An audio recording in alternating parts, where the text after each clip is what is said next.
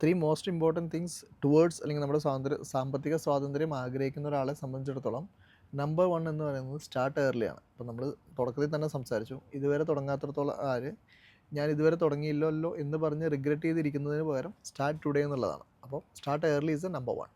Second thing is stay disciplined എന്നുള്ളതാണ്. പലപ്പോഴും പല ആൾക്കാരും സാമ്പത്തിക സ്വാതന്ത്ര്യമൊക്കെ വെച്ച് സ്റ്റാർട്ട് ചെയ്യും, പക്ഷേ over A period of time അവരുടെ ലക്ഷ്യം മാറാം, അല്ലെങ്കിൽ അവരുടെ ഒബ്ജക്റ്റീവ്സ് മാറാം, അവർ ആ സ്റ്റേ ഓൺ ട്രാക്കിൽ നിന്ന് മാറി വേറെ പല പ്രയോറിറ്റീസ് വരുമ്പോൾ അതിൻ്റെ പുറകെ പോകുന്നത് കാണുന്നുണ്ട്.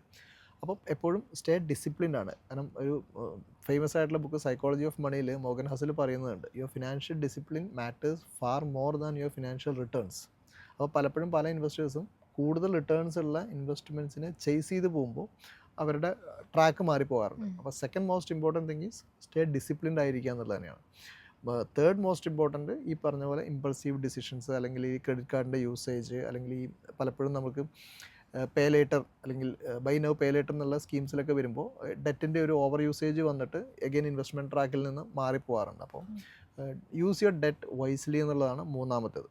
3 things: start early, stay discipline, use your debt wisely. ഈ 3 കാര്യങ്ങളും കറക്റ്റായിട്ട് ഫോളോ ചെയ്യുന്ന ഒരാളെ സംബന്ധിച്ചിടത്തോളം സാമ്പത്തിക സ്വാതന്ത്ര്യം എന്നുള്ളത് വളരെ ഈസിലി, ഭയങ്കര കംഫർട്ടബിളി അച്ചീവ് ചെയ്യാവുന്ന ഒന്നാണ്.